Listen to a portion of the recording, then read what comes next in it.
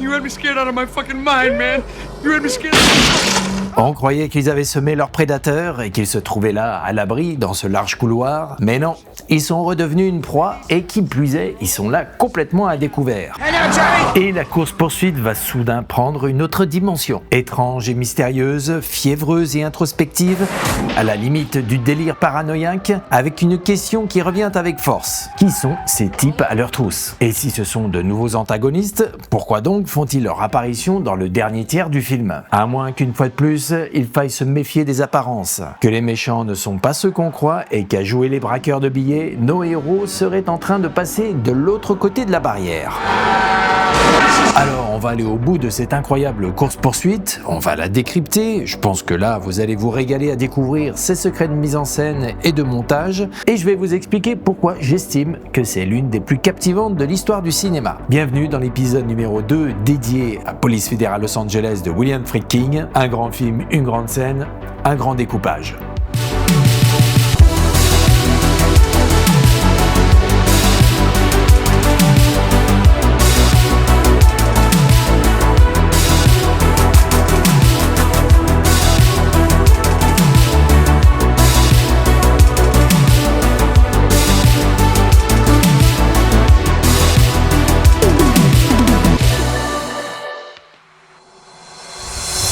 On a donc vu la Chevrolet Impala détaler à toute allure et s'engouffrer dans un couloir qui n'a pas arrêté de se resserrer. Et toute la mise en scène, que ce soit le cadrage, le choix des focales, les points de montage, le jeu des acteurs, tout a été fait pour que nous, spectateurs, ressentions une très forte tension. Car on a senti d'une part l'urgence de prendre la fuite et d'autre part cette impression que tout semblait freiner nos héros. Avec tous ces obstacles, ce goulet d'étranglement, ce mur auquel on s'est cogné, on a suffoqué et c'est ce rapport de force, cette confrontation entre l'urgence absolue de fuir et le fait de se sentir hyper à l'étroit qui impulse une forte tension à toute la séquence. Et rien que pour ça, cette course-poursuite, c'est une vraie masterclass.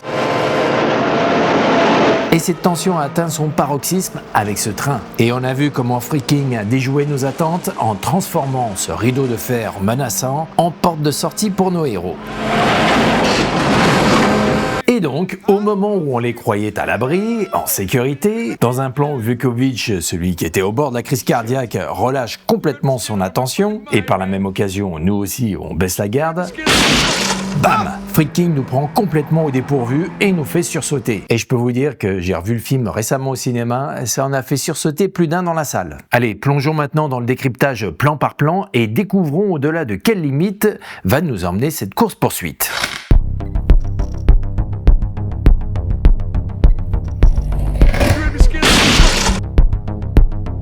Ce plan a réussi à nous faire sursauter. On avait baissé notre garde, on a été surpris, d'accord, mais qu'est-ce qui provoque réellement le sursaut? Vous avez remarqué que le coup de feu et le pare-brise qui se fissure interviennent sans coupure, sans cut, dans la continuité du plan et viennent surprendre Vukovich. Et c'est cette absence de cut qui provoque le sursaut, car tout se déroule simultanément sous nos yeux. Coup de feu, pare-brise qui vole en éclats et réaction de Vukovich. Et parce qu'il n'y a pas de coupure, on y croit à fond. Pour ainsi dire, c'est un plan qui ne triche pas. On voit là, sous nos yeux, la matière se transformer pour de vrai et la réaction du personnage. Et ça, c'est important parce que ça apporte immédiatement une croyance en ce qu'on voit. Et croire en ce qu'on voit, c'est quand même une des clés pour ressentir ce que vivent les personnages. J'avais évoqué ce principe au sujet de Rambo. Pour ces scènes où, camouflé, il réussissait à nous surprendre. Toute la croyance que nous avons en tant que spectateurs en son camouflage reposait sur le fait qu'il n'y a pas de cut. Tout se déroule sous nos yeux, sans coupure, pas de triche. On expérimente réellement l'efficacité de son camouflage. À la différence de cet autre film, qui lui triche allègrement, puisqu'il joue sur un cut qui permet de faire apparaître artificiellement d'un plan à l'autre celui dont on essaye de nous faire croire qu'il était super bien camouflé. Alors pourquoi pas, ça produit un autre effet, mais ce qui est sûr, c'est qu'en tant que spectateur, je ne fais pas l'expérience même du camouflage. Ici, c'est juste quelqu'un qui apparaît d'un plan à l'autre grâce à un cut. Il n'est pas là, et après il est là. On n'a pas vécu cette situation où l'on ne voit pas quelque chose qui était pourtant là sous nos yeux. Comme dans Rambo, où après coup on se dit « Oh purée, il m'a bien eu ». L'expérience est complètement différente. Bon alors, j'ai pas fait exprès, mais cet autre film, Traqué, c'est de William Friedkin. Alors le film n'est pas inintéressant, mais bon, à mon avis, il manque un peu d'inspiration. Bref, et donc ici, le sursaut tient également à la croyance profonde en ce qu'on voit. On fait l'expérience de ce coup de feu, un peu comme si quelqu'un avait réellement tiré à travers l'écran. Et on y croit évidemment parce que l'interaction de tous les éléments du cadre est authentique. L'acteur John Pankow ne triche pas, il est réellement surpris et ça, on le ressent. Dernière chose à son sujet. En fait, j'ai dit une connerie. Il y a un cut dans ce plan. Alors, pas dans le sens littéral d'un assemblage de deux plans, mais dans le fait qu'il y a bien une rupture qui se déroule là, sous nos yeux, en un claquement de doigts. Avec cette lunette arrière très présente dans le cadre qui part en éclats, et Vukovic qui se protège, l'image est radicalement transformée comme s'il y avait une coupure. Un cut. Et un cut d'autant plus puissant qu'il correspond à un basculement dramatique. On passe brutalement de la sensation de protection et de sécurité à un état de grande vulnérabilité et de danger. Et c'est là toute la force de ce plan dont la fonction est bien plus que de nous faire sursauter. Il exprime le basculement de la situation de façon palpable, visuellement tangible, au point qu'il est ce basculement, il est cette rupture, il est ce cut qui rend le danger dans lequel nos héros plongent concret à nos yeux de spectateurs. Donc surprise totale. Que se passe-t-il? Qui nous tire dessus? Eh bien, on va le découvrir, mais pas immédiatement parce que Friedkin et son monteur Bud Smith nous réservent une petite astuce pour prolonger le suspense. Quelque chose d'un peu bizarre.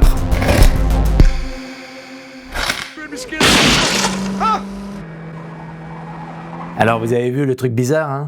Chance regarde vers l'arrière et c'est la voiture de nos héros qu'on voit. C'est contre-intuitif. Ce qu'on aurait dû avoir, c'est un plan sur ce qu'il y a à l'arrière. Et oui, plan sur Chance qui se retourne pour voir d'où provient le tir, suivi de ce qu'il serait supposé voir. Le b.a.-ba du montage. Celui qui regarde, suivi de ce qu'il regarde. Et donc, on s'attendrait à un plan sur la voiture des poursuivants, de face. Mais au lieu de cela, on voit cette voiture de dos qui se met à zigzaguer. Alors évidemment, on est soudainement perdu. Il nous faut un petit laps de temps pour respatialiser les éléments et comprendre qu'il s'agit non pas des poursuivants, mais de la voiture de nos héros. Et que si elle zigzague, c'est parce que son conducteur, Chance, surpris par le coup de feu, perd le contrôle du véhicule. Petit moment de désorientation donc, mais qui arrive en fait à point nommé. Parce que pendant cette fraction de seconde, on se retrouve au diapason de ce que ressentent nos deux protagonistes, épris d'une sensation de confusion et de perte de repère. Tout en nous faisant également ressentir un point crucial, ils sont suivis. Car d'une certaine façon, ici, on adopte le point de vue du prédateur qui les traque. Donc vous voyez, ce montage contre-intuitif est très bien vu, parce qu'il réussit à nous faire ressentir ce mélange subtil de la confusion dans laquelle sont soudainement plongés nos héros, mêlé à la présence menaçante et énigmatique de leur assaillant. Alors maintenant, va-t-on enfin découvrir à quoi ressemble ce nouveau prédateur? Pas encore. Avant, une dernière petite touche pour amplifier son apparition. Sons of bitches! Et là, à apprécier l'idée géniale de ce tir à travers la lunette arrière. On a eu le sursaut et maintenant ce plan. Avec Vukovic réduit à cet œil unique, dans l'orifice de cet écran brisé, avec toutes ces lignes concentriques qui convergent vers lui, on a là l'image très évocatrice du regard médusé, avide, de celui qui découvre par le petit trou de la serrure un nouveau monde insoupçonné, qui va ébranler ses certitudes. L'expression du regard submergé par une réalité bouleversante. L'œil de la stupeur et de l'effarement. Et c'est donc seulement maintenant, après ce regard de sidération, qu'on découvre enfin qui tire sur nos héros. Sons of bitches! Et surprise, c'est pas un, mais deux prédateurs qui sont désormais à leur trousse. Voilà donc comment William Friedkin et Bud Smith redémarrent la course-poursuite.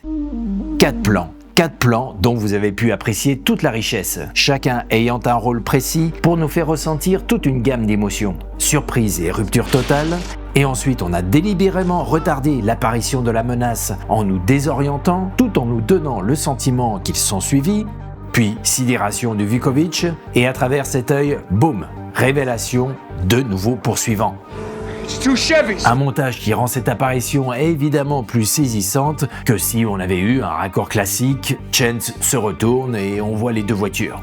et apprécier l'idée de ce simple coup de feu. Comment il a été pensé de sorte à créer à ce moment précis de la course-poursuite, ce moment de basculement, deux plans très impactants. Et d'autant plus impactants que de toute la course-poursuite, c'est là le seul et unique coup de feu qui percute la voiture de nos héros. Voilà ce que j'appelle de la mise en scène intelligente qui fait dans la précision et l'économie. Bon alors c'est tellement beau tout ça que je pourrais en parler pendant des heures, mais arrêtons là et découvrons dans quel monde étrange nos deux héros ont basculé.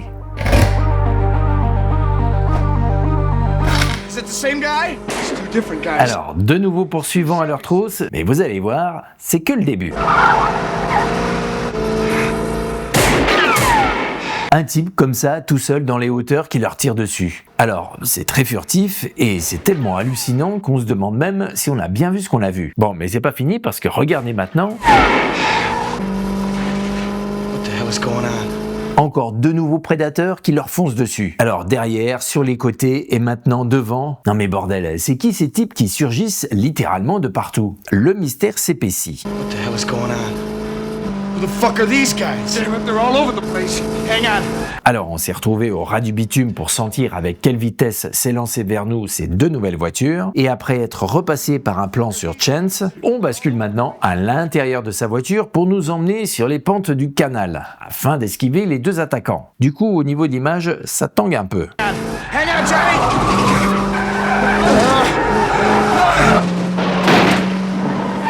Plan large, la caméra suit la voiture traverser une immense flaque d'eau dans le lit de ce fleuve asséché. Tenez, à ce sujet, un petit mot sur cette rivière qui traverse Los Angeles. Admirez son choix pour filmer ce moment précis de la course-poursuite. C'est hyper judicieux. Et saluons par la même occasion le travail remarquable de Lily Kilvert, chef décoratrice, qui donne une touche unique au film, loin de tous les clichés qu'on peut avoir de Los Angeles. Freaking recherchait en effet à dépeindre Los Angeles comme, je cite, un immense terrain vague gangréné par la violence et le cynisme sous un soleil brûlant. Et petite parenthèse sur cette rivière de Los Angeles qu'on voit ici complètement asséchée. On n'a pas attendu Police fédérale Los Angeles en 1986 pour la voir au cinéma. On avait déjà pu la voir dans Le point de non-retour de John Boorman en 1967. Et ensuite, pour la première fois avec des voitures, dans Grise en 1978. Après le film de Freaking, on la reverra pour une balade amoureuse dans Drive, mais surtout pour une autre course-poursuite très connue, celle de Terminator 2. Bon, je m'égare, revenons à nos deux flics dans leur Chevrolet Impala.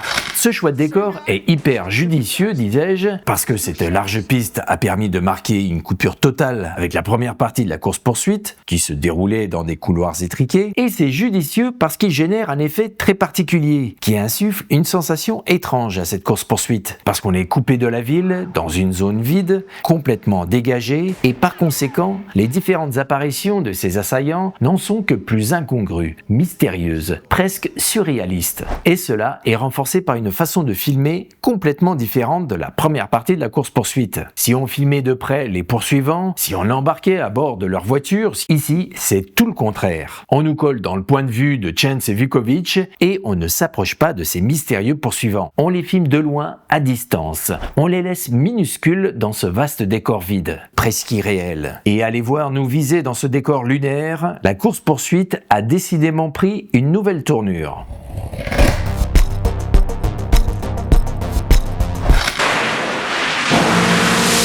Et voilà encore une magnifique utilisation d'un élément du décor. L'eau qui éclabousse le pare-brise, rendant trouble ce plan sur Chance. Visuellement, c'est très parlant et ça renforce cette impression de confusion totale sur tout ce qui se passe. Et dans ce décor irréel avec ses apparitions étranges, on pourrait presque penser qu'on a basculé dans un cauchemar. Ce qui suit va d'ailleurs enfoncer le clou.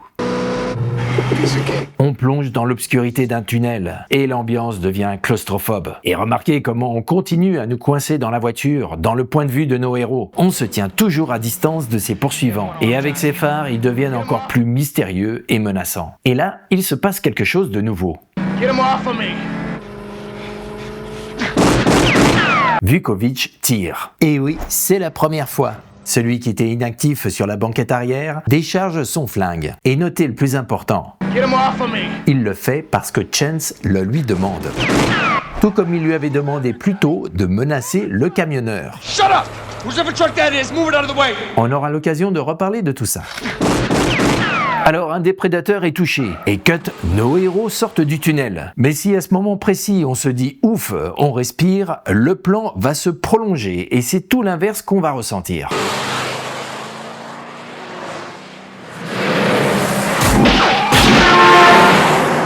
Alors vous avez vu, la Chevrolet Impala a beau s'être extirpée du tunnel, elle est littéralement coincée de partout sous tous les feux. D'abord, on la voit passer derrière ces piliers qui forment comme une grille qui l'emprisonne. Ensuite, on a droit à un passage de camion, puis un tireur qui la met en joue, l'arrivée des poursuivants, une série de tirs, un passage d'un deuxième camion. Tout s'enchaîne très vite dans ce plan et avec cette caméra qui nous a extrait de la voiture de nos héros et qui s'élève, on prend maintenant conscience que la course-poursuite a pris une ampleur assez dingue.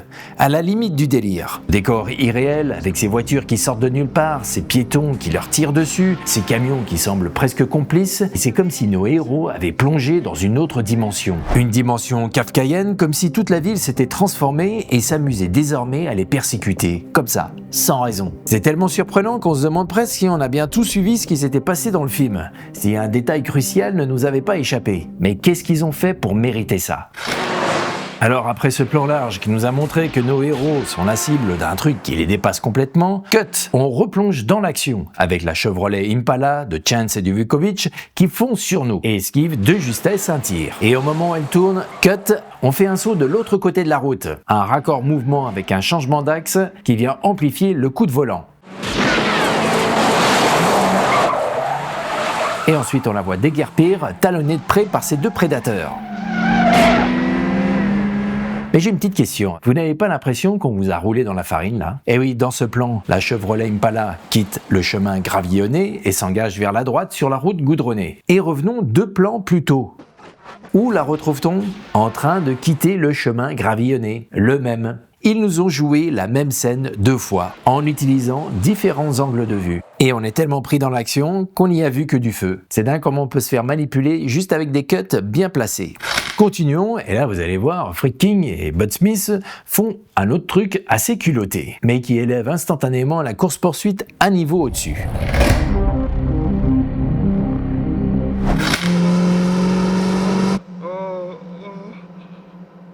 Alors, surprise, en pleine course-poursuite, on nous emmène ailleurs avec ce qu'on va appeler des visions. Petite indication pour ceux qui n'ont pas vu le film. Ce saut, c'est Chance qui l'exécute au début du film. C'était lors de sa toute première apparition. Une façon de nous présenter d'entrée de jeu quelqu'un d'intrépide, qui n'a pas froid aux yeux et qui est à la recherche de sensations fortes.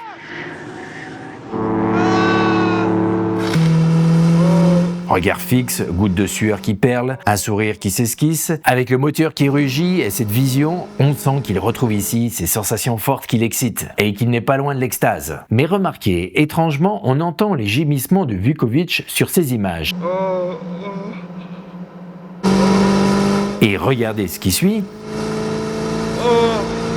On passe sur Vukovic, les mains couvrant son visage comme possédé par une horrible vision. Et là, instantanément, à un niveau inconscient, notre cerveau de spectateur fait l'association d'idées la plus évidente qu'il soit. Et imagine que ce que Vukovic a dans la tête et qui le rend malade, c'est le saut qu'on vient de voir. Et oui, on avait bien entendu ces gémissements sur ces images. Et donc ce plan subjectif vertigineux, c'est aussi sa subjectivité à lui, pas uniquement celle de Chance. Mais bon, quelques secondes après, on a 2 flashs. Et là, notre cerveau de spectateur comprend autre chose, à savoir que ce qui le tourmente, c'est les images de la fusillade qui a précédé la course-poursuite qui tournent en boucle dans sa tête. Ces tireurs qui le visent, le receleur abattu, Vukovic est entre la culpabilité et la peur viscérale de terminer comme ce type une balle dans le dos. Mais, comme on dit, le mal est fait. Ce petit moment de confusion que la mise en scène a volontairement créé fait qu'il n'y a pas réellement 2 visions distinctes, celle de Chance d'un côté et celle de Vukovic de l'autre. Il y a définitivement une connexion entre eux, comme si l'esprit de l'intrépide casse-cou se déversait chez son coéquipier. Et à un autre niveau, ces 2 visions se répondent d'une certaine manière, car cela ne vous aurait pas échappé non plus. Si on se jette dans le vide là, on s'écroule raide mort ici. Et puis pour terminer, regardez le coup d'œil que lance juste après Chance dans le rétroviseur. On a l'impression qu'il observe Vukovic derrière lui. Et vous avez remarqué qu'on est passé là en gros plan. Donc c'est évident, on sent qu'il se passe, là, au cœur de cette course-poursuite, dans l'habitacle de cette Chevrolet Impala, quelque chose d'intense entre Chance et Vukovic. Quelque chose qui va marquer un avant et un après.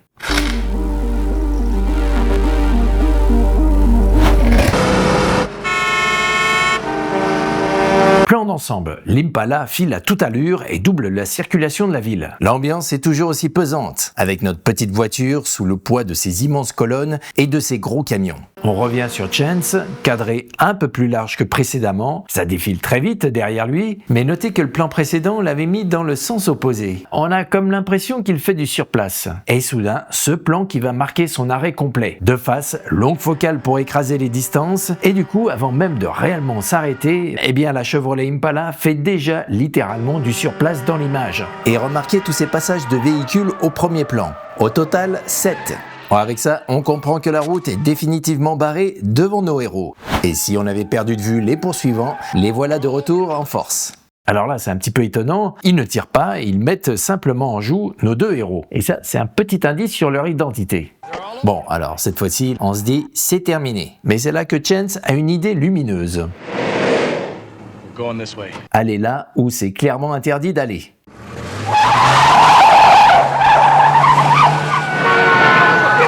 Alors, vous avez vu ce raccord de plan sur une sortie de champ vers la droite du cadre. Cut, on passe à un plan sur la chaussée avec des flèches qui indiquent le sens opposé, vers la gauche du cadre. Et on voit notre voiture dans le même sens de direction que le plan précédent, aller contre le sens de cette flèche. Et ensuite, on la suit pour la voir se glisser entre toutes ces voitures qui vont contre elle et en prenant soin de recadrer le panneau sens interdit. Voilà, comme ça, la situation est très claire. Chance s'engage à contresens. Et ce qui va suivre va être le moment fort de toute la séquence, le clou du spectacle, la scène qui l'a rendu si légendaire.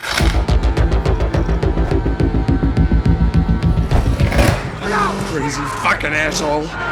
La Chevrolet Impala s'élance donc sur la 3 voies en sens interdit et on passe en caméra subjective à la voiture. Et là, je suis sûr que vous avez repéré que c'est une focale très courte qui a été utilisée. Des fortes perspectives qui accentuent la vitesse à laquelle les voitures nous viennent dessus et nous frôlent. Et appréciez un petit détail, l'éclairage. C'est filmé de sorte à avoir le soleil dans la figure. Et évidemment, c'est pas innocent, ça crée une gêne visuelle qui rend encore plus agressive la déferlante de voitures qui s'abat sur nos héros. Et regardez Chance ébloui par le soleil. On sent que c'est dur pour lui.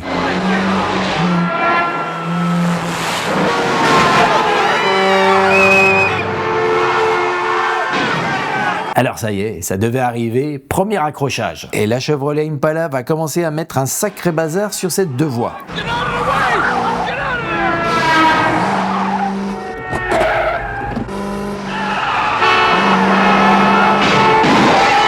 Et ça continue, deuxième accrochage. Alors, vous avez remarqué, c'est filmé en longue focale, de sorte à écraser les distances et amplifier cette sensation que les véhicules sont littéralement les uns sur les autres. Et juste avant, on a eu un plan très immersif. On est collé au mouvement erratique de la voiture, auquel s'ajoute celui de la caméra qui passe de Vukovic à Chance. Et vous noterez le comportement de Vukovic. Il n'est plus l'inactif scotché sur la banquette arrière, et sans que Chance lui demande quoi que ce soit, il est passé à l'action. Là, on peut dire qu'il se lâche. Alors ça ajoute de l'énergie dans le plan, on ressent le stress, l'urgence, et à un autre niveau, pour la première fois de toute la course-poursuite, on sent qu'ils forment tous les deux un vrai duo. Allez voir ainsi ensemble dans le même plan, l'un au volant, l'autre vociférant contre la circulation, on sent qu'un cap a été franchi. Ils forment dorénavant un véritable tandem. L'esprit de Chance aurait-il terminé de prendre possession du corps de Vukovic ? Ce plan est donc suivi par cette vue en longue focale avec le deuxième carambolage. Et là, Frick-King et Bud Smith viennent de nous rouler une deuxième fois dans la farine. Parce que cette action-là, c'est la même que celle qu'on a vue un tout petit peu plus tôt, mais sous un autre angle. Repérez bien ces deux voitures-là qui se rentrent dedans. Je vous montre le plan un peu plus tôt. C'est les deux mêmes. Vous voyez ? Je vous la repasse. Et pour vous prouver que c'est vraiment la même prise, regardez au fond, on voit que l'Impala se mange la voiture bleue. C'est vraiment la même prise filmée sous 2 angles différents. La scène est donc rejouée une deuxième fois. Et nous, spectateurs, dans ce montage très malin, on a l'impression de voir 2 actions, 2 carambolages différents. Ah, c'est vraiment dingue comme on peut se faire manipuler. 2 cascades pour le prix d'une, voilà ce qui s'appelle rentabiliser un tournage.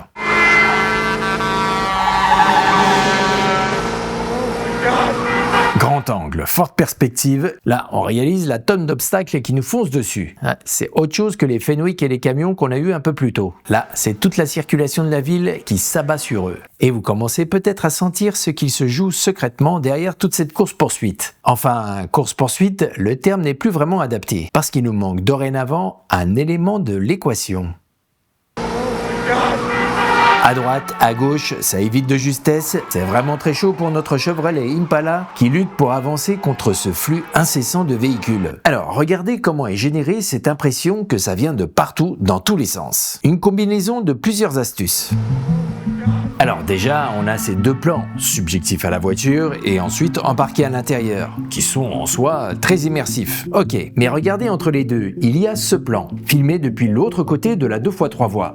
Par conséquent, on voit défiler au tout premier plan les voitures qui roulent dans l'autre sens, c'est-à-dire dans le même sens que celle de nos héros. Et comme c'est filmé en longue focale, ça crée cette impression d'écrasement, d'empilement, avec notre pauvre Chevrolet Impala qui se retrouve comme prise en sandwich dans ces 2 sens contradictoires. Mais en plus, en filmant de l'autre côté de la route, l'Impala a changé de sens de direction dans le cadre de l'image. Regardez dans quel sens elle se dirigeait. Et les plans sur Chance, c'était systématiquement de gauche à droite, c'est-à-dire en sens opposé. Donc on peut dire que décidément ce plan nous fait littéralement perdre la boule.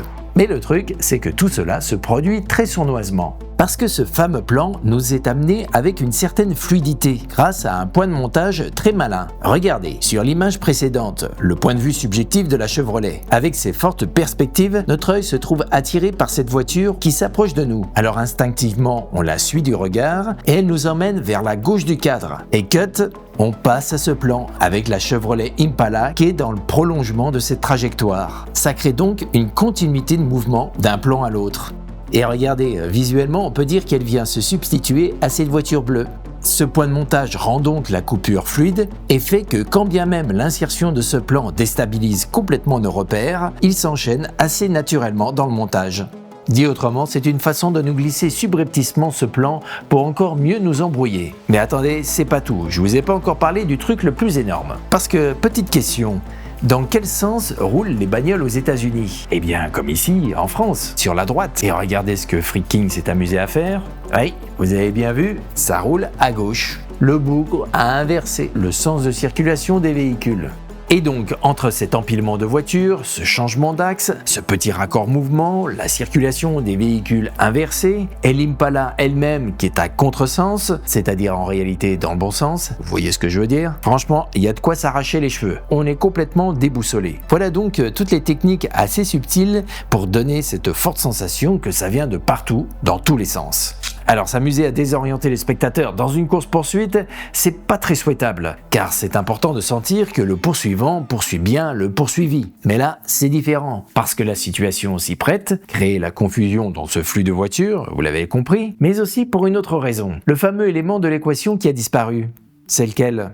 C'est les poursuivants. Et oui, pas un seul plan sur eux, rien. Freak King a fait le choix de ne plus les montrer du tout. Donc il n'y a plus ce besoin absolu de spatialiser la voiture de nos héros par rapport à eux, puisqu'on ne les voit pas. Logique, oui, mais attendez, c'est bizarre quand même. Ne plus montrer ces mystérieux tireurs qui leur collent le train, avouez que c'est un peu inattendu, et quand on y réfléchit, c'est même antinomique avec le concept même de course-poursuite. C'est comme si on passait un jeu de chat et de souris sans chat. Mais vous savez quoi? Ça ne choque personne. Si j'avais pas mis le doigt dessus, vous vous en seriez même pas rendu compte. Et 2, ça n'enlève rien à la tension de la course-poursuite. Bien au contraire. Alors pourquoi? Qu'est-ce qui se joue en secret derrière toute cette action? On va bientôt en reparler, mais en attendant, la menace est bien là, devant notre Chevrolet Impala. On revient à ce plan où la voiture semble enchaîner dérapage sur dérapage. Alors, petite parenthèse sur comment a été réalisé ce plan. C'est le coordinateur des cascades, Buddy Joe Hooker, qui a créé un système rotatif sur lequel était placée la Chevrolet Impala. Tractée ensuite par une camionnette, la caméra pouvait alors tranquillement cadrer l'un ou l'autre des deux personnages, alors que William Friedkin appuyait sur un bouton pour faire swinger la voiture. Alors après avoir senti que ça venait de partout dans tous les sens, maintenant on va étouffer un peu.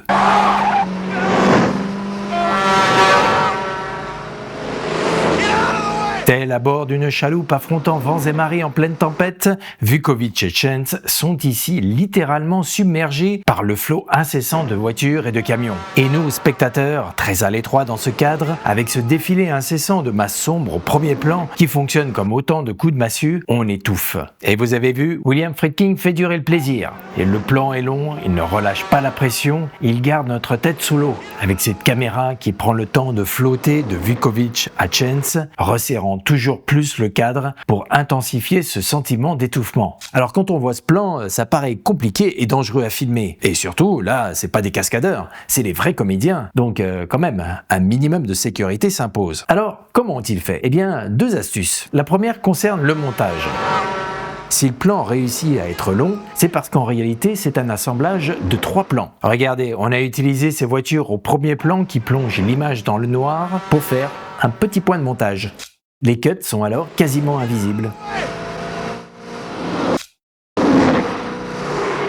Maintenant, la prise de vue sur le tournage. Comment ils ont fait ? Eh bien, ils ont joué sur une notion très simple, la relativité des mouvements. Vous savez, l'effet quand on est assis dans un train et qu'on a l'impression que c'est le train d'à côté qui part, mais qu'en fait non, c'est le nôtre, ou l'inverse. Ici, c'est un peu pareil. En fait, dans ce plan, les 2 seules et uniques choses en mouvement sont la Chevrolet et la caméra qui la suit. C'est tout. Entre les deux, les voitures et les camions qu'on croit voir passer à toute vitesse sont en réalité à l'arrêt, tranquillement parqués en file indienne. Et l'astuce, c'est qu'avec ce cadrage serré et cette longue focale, ils apparaissent tellement énormes dans l'image qu'il est impossible de repérer la supercherie. Et la bande-son finit de créer l'illusion.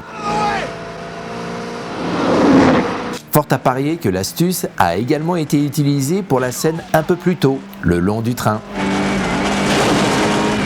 Ils nous ont encore bien eu sur ce coup-là.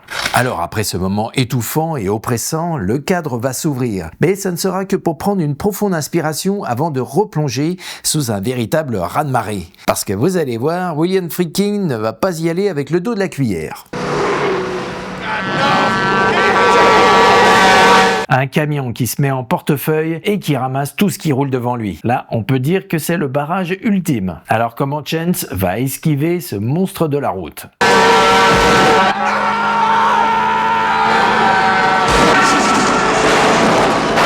Alors pour tous ceux qui suivent mes analyses, vous aurez sans doute reconnu un motif de montage dont on a beaucoup parlé. Celui de 3 plans articulés autour d'un regard, suivi d'un cut pile au moment de l'impact. Je vous invite d'ailleurs à découvrir l'analyse de la course-poursuite de Mad Max, qui est également un petit chef-d'œuvre du genre. Donc ici, pour rendre le moment intense et puissant, on a eu droit à plan sur les regards, ici on passe de Chance à Vukovich, raccord point de vue avec l'obstacle qui nous arrive en pleine face, filmé ici avec un zoom en longue focale pour accentuer cette impression de masse qui s'empile, et au moment de l'impact, cut, on saute de l'autre côté de l'obstacle, pour voir surgir de derrière le camion la Chevrolet Impala qui esquive le carambolage de justesse. Chance s'extrait donc à la dernière seconde de ce raz-de-marée. Mais sont-ils pour autant bien sortis d'affaire ? Sortie de champ de la Chevrolet Impala et cut, tout est à l'arrêt dans un embouteillage monstrueux. Seules 2 voitures avancent lentement, celle des poursuivants. La tension retombe instantanément.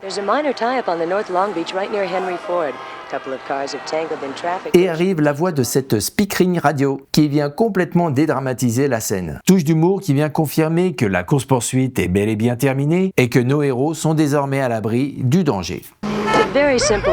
Chance jubile, victoire. Et l'action s'achève avec ces mystérieux tireurs laissés sur le carreau qui disparaissent derrière ce fatras de véhicules. Alors, qui sont-ils? Qui sont ces types sortis de nulle part qui viennent chambouler le récit aux 2/3 du film? On va bientôt le découvrir et ça va être une véritable douche froide pour nos héros, mais d'ores et déjà, avec tout ce qu'on vient de vivre, on sent qu'on vient de franchir un cap crucial dans leur histoire. Car oui, il s'en est passé des choses à bord de cette Chevrolet Impala. Mais de quoi exactement avons-nous été témoins? Du culot, de l'audace, du sang-froid, une maîtrise de la conduite, là, on peut dire que Chance nous a montré de quoi il était capable. D'autant plus qu'il a fait face à une menace qui a pris des proportions complètement folles.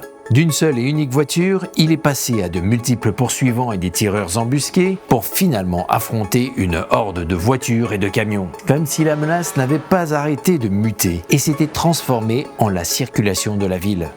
Et l'ambiance paranoïaque n'a fait qu'amplifier cette sensation. Tout avait commencé avec ses premiers coups de feu, où la question « Qui sont-ils » avait immédiatement envahi notre esprit. Question qui s'est ensuite doublée d'un « Ils sont partout » lorsqu'après avoir plongé dans ce no man's land, on a traversé le miroir pour se retrouver dans une dimension parallèle, où la ville était devenue soudainement étrange et inquiétante. Alors, baignant dans cette ambiance kafkaïenne, cette déferlante de véhicules qui s'était substituée aux poursuivants disparus de la scène avait pris le relais de la menace, comme l'aboutissement de ce « ils sont partout », la paranoïa portée à son paroxysme. Voilà donc dans quoi s'enracine profondément la force émotionnelle de toute cette course-poursuite. Toute l'action, la tension, l'oppression que nous avons pu sentir a puisé son intensité dans cette sensation que nos héros étaient soudainement victimes d'une machination, piégés dans un mystérieux complot. Et Chance, qu'a-t-il fait pour s'échapper? Il n'a pas hésité à franchir les limites, l'interdit. Interdit qui l'a précisément mis dans cette situation où la ville semblait se retourner contre lui. Et là, vous commencez à sentir la spirale infernale dans laquelle notre héros est en train de sombrer. Ces limites qu'il franchit et qui l'amènent inexorablement à en transgresser de nouvelles, toujours un peu plus loin dans l'illégalité. Car cela ne vous aura pas échappé, cet interdit qu'il est contraint de franchir n'est finalement que la conséquence d'un autre interdit qu'il estimait franchir pour la bonne cause, à savoir braquer ce receleur de diamants. Chance, la tête brûlée, boosté par un désir de vengeance, c'est donc ces interdits en cascade qu'il franchit avec une légèreté déconcertante, se sentant toujours légitime de les outrepasser. What's that? Took it out of Waxman's office. You shouldn't have done it. What are you trying to tell me, Migo? Au final, son arrogance et ses dépassements de limites ont coûté la vie d'un homme et mis en danger celle de dizaines d'innocents automobilistes. À force de combattre le mal, on risque de devenir ce que l'on combat. C'est d'ailleurs littéralement ce qui va se passer.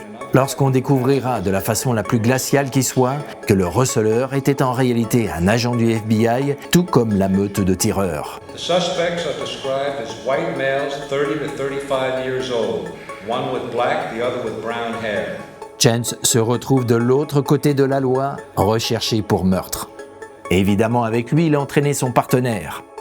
Et c'est là que cette course-poursuite atteint un niveau grandiose, car ce dont nous avons également été témoins, c'est une initiation, une passation devrais-je dire. On a vu John Vukovich, le flic réglo, littéralement, visuellement, embarqué par le moteur surpuissant de la folie vengeresse de Chance. Mais si on l'a vu d'abord complètement dépassé par les événements, on a assisté à son évolution, car progressivement, sous l'influence de son coéquipier, il a pris part à l'action.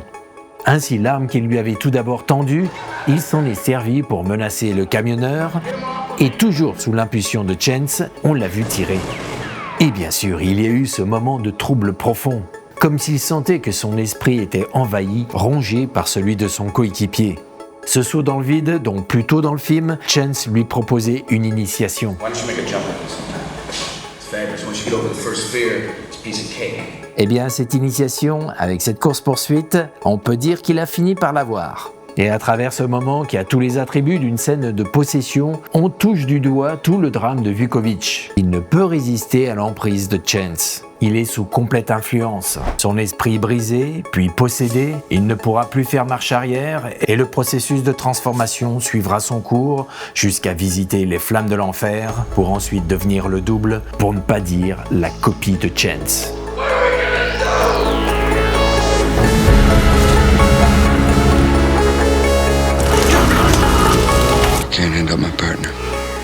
if I have to go to the joint.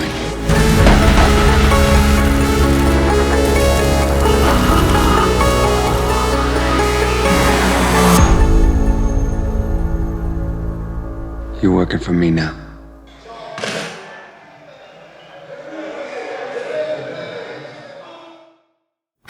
Alors, depuis 1986, des courses-poursuites, il y en a eu une sacrée flopée. Quelques-unes ont repris les idées novatrices de Police fédérale Los Angeles, et c'est tout à fait normal, c'est dans la logique des choses. On a eu par exemple Ronin de John Frankenheimer, où on retrouve cette idée du sens interdit. Alors si vous vous amusez à compter le nombre de cascades, de carambolages et d'explosions, c'est sûr, il y en a beaucoup plus. Et si vous voulez mon avis, on est largement un cran en dessous. Quelques idées visuelles bien pensées et assez fortes, mais niveau intensité et puissance émotionnelle, on joue clairement pas dans la même cour. Alors, à quoi ça tient ? Qu'est-ce qui fait que cette course-poursuite de Police fédérale Los Angeles reste, à mon avis, une des plus passionnantes de l'histoire du cinéma ? Eh bien, c'est parti, je vous explique tout ça en 8 points clés.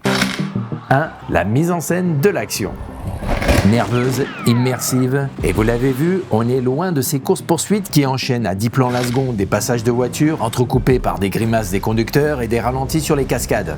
Non, ici, William Friedkin nous resserre jamais 2 fois la même recette. La mise en scène se réinvente tout au long de la séquence. Une mise en scène virtuose, avec des chorégraphies complexes, efficace dans sa façon d'exprimer le côté étouffant et oppressant, inattendu, avec ses effets de surprise, ses ruptures, radical dans certains partis pris, par exemple en nous tenant étrangement à distance des attaquants pour générer une ambiance mystérieuse, audacieuse avec cet instant quasiment suspendu dans le temps. Bref, vraiment très peu de courses-poursuites peuvent se targuer d'avoir une mise en scène si riche avec un tel feu d'artifice de sensations et apprécier sa souplesse et sa fluidité, toujours au service de l'expression des enjeux, du rythme et de la dramaturgie au point qu'elle se fait complètement oublier. Et preuve que l'expérience est ici immersive et captivante, c'est que personne ne remarque que William Friedkin réussit à nous enfumer en nous resservant par 2 fois la même cascade.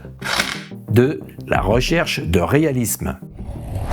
S'il y a bien quelque chose qui caractérise cette course-poursuite, c'est qu'on y croit à fond. Non mais regardez, tous ces plans embarqués, tous ces plans où on voit les acteurs dans la voiture, dans le feu de l'action. Vraiment, on y croit et on sent qu'à chaque plan, Friedkin a cette préoccupation à fournir les images les plus crédibles possibles. Et franchement, on peut pas en dire autant de toutes les courses-poursuites. Et la crédibilité, c'est aussi dans les cascades. Pas d'excès, pas de surenchère dans les explosions et les coups de feu. Mais par contre, quand il y a un coup de volant, quand ça percute, on sent que ça cogne. Et le seul tir qui percute la Chevrolet Impala, on s'en rappelle. Et ce qui ressort dans sa mise en scène, c'est sa façon de miser sur des détails très simples, très collés à la réalité de terrain. Les vibrations dues aux irrégularités de la route, par-dessus les rails, la poussière, l'eau, l'obscurité, l'éblouissement. C'est par tous ces petits détails qui font appel à des sensations que Friedkin insuffle dans toute cette course-poursuite ce parfum de réalisme. Il arrive à nous faire croire à tout ce qu'on voit. L'action ancrée dans son environnement, dans les éléments du décor, c'est aussi ça la clé d'une immersion totale. Et ça nous amène au 3e point, l'utilisation des décors. Et oui, l'intérêt d'une course-poursuite repose en grande partie dessus, car des décors en dépendent les obstacles, les dangers et l'ambiance générale qui va donner toute sa singularité. Et si celle de Police fédérale Los Angeles marque les esprits, c'est précisément par son ancrage dans les décors de la ville. Et vous avez vu comment les différents espaces qui ont été choisis structurent toute la course-poursuite et que la mise en scène a complètement exploité. Le pont et ses arcades, la zone de marchandises et son couloir étouffant, la rivière asséchée avec cette vaste cuvette surréaliste et ses flaques d'eau, l'obscurité du tunnel, et bien sûr la 3 voies sous le soleil brûlant. 4. Le montage image et la bande-son. Le jeu avec les différentes focales, des raccords qui brisent les règles, à y regarder de près, derrière la fluidité de cette course-poursuite, le montage se révèle d'une richesse et d'une créativité inattendue.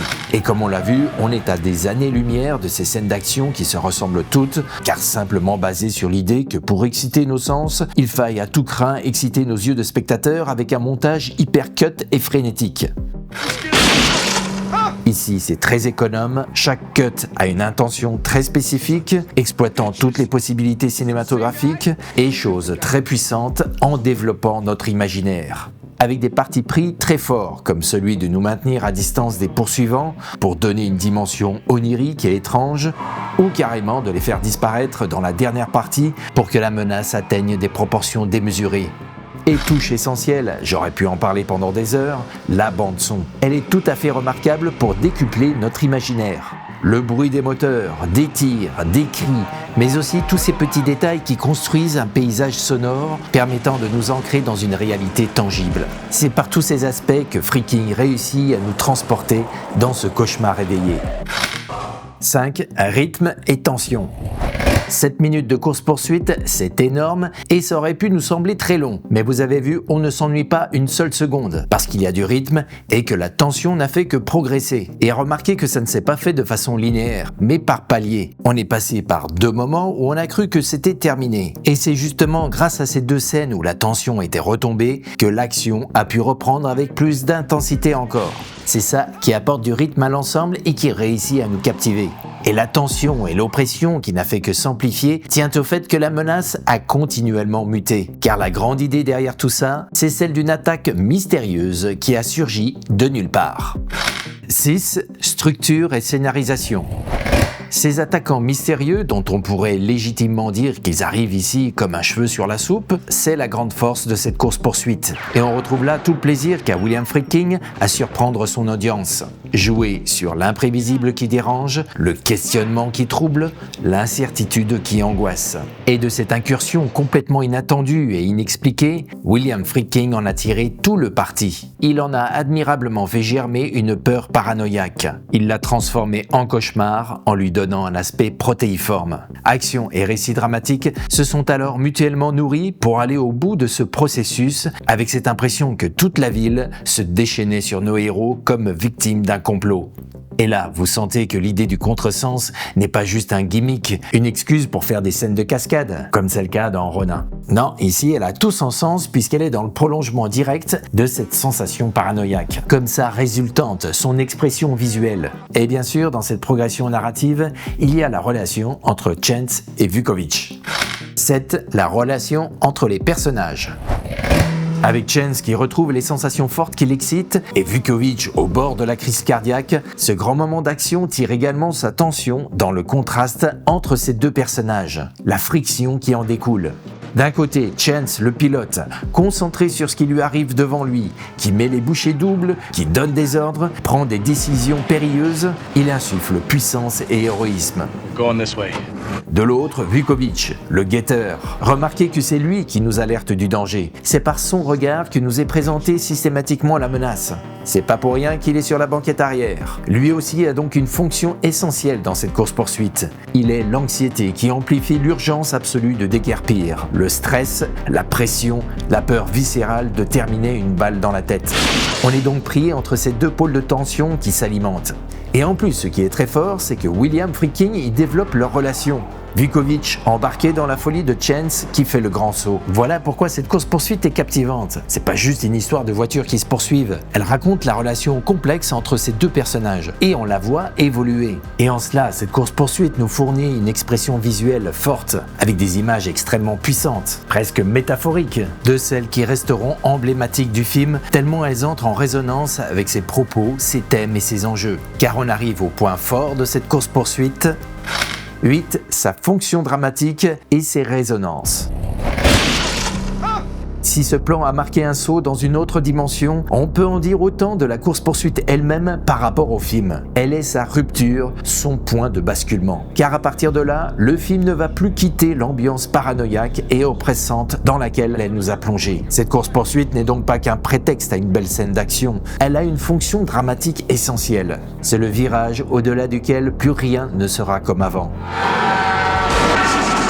Oui, Chance en est sorti victorieux. Oui, il a échappé à ces mystérieux tireurs. Oui, il a obtenu les vrais billets pour en acquérir de faux. Et oui, il est plutôt bien parti pour réussir son coup et coincer Rick Masters. Mais en jouant les braqueurs, il a franchi la ligne, celle qui sépare le vrai du faux, le bien du mal, une limite toujours très floue pour celui que son désir de vengeance bande les yeux. Chance s'est donc envolé de l'autre côté de la barrière. Alors va-t-il se brûler les ailes contre le soleil impitoyable de cette ville ? Vivre et mourir à Los Angeles, nous prévient le titre original.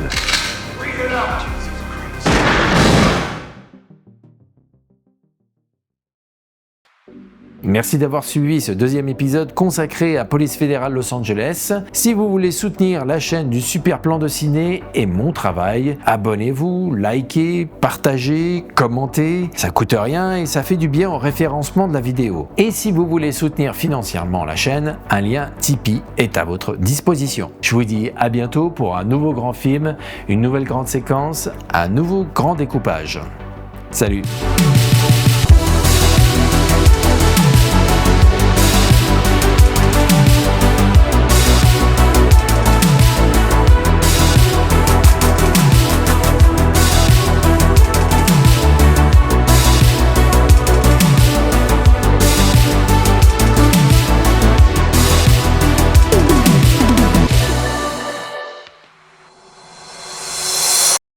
Juste un dernier mot pour vous dire que Police fédérale Los Angeles existe en DVD Blu-ray 4K dans une magnifique restauration. Pour ma part, j'ai la version éditée par Carlotta qui est superbe, énormément de bonus et notamment un très beau livre rédigé par le collectif de la 7e Obsession. Je ne saurais trop vous conseiller le livre autobiographique de William Friedkin, Friedkin Connection, les mémoires d'un cinéaste de légende. Petit clin d'œil sur un autre livre que j'ai beaucoup apprécié, qui est sorti il n'y a pas très longtemps, Sorcerer sur le toit du monde, et c'est écrit par Samuel Blumenfeld, édité par l'Arabia, un livre sur le tournage de Sorcerer avec des photos exclusives, je vous le conseille. Également un clin d'œil à Capture Mag avec un numéro spécial sur William Friedkin. Et puis évidemment clin d'œil à Starfix qui, une fois n'est pas coutume, avait repéré à sa sortie que ce film allait faire date et nous régaler avec une analyse des premières minutes de la course-poursuite, qui était d'ailleurs titrée La poursuite du siècle. Analyse que j'ai dévorée forcément quand j'avais 16 ans, signée par Jean-François Tarnowski, et il se trouve que des années après, Jean-François Tarnowski était mon professeur lors de mes études de cinéma. Super professeur qui malheureusement nous a quittés bien trop tôt. On te salue.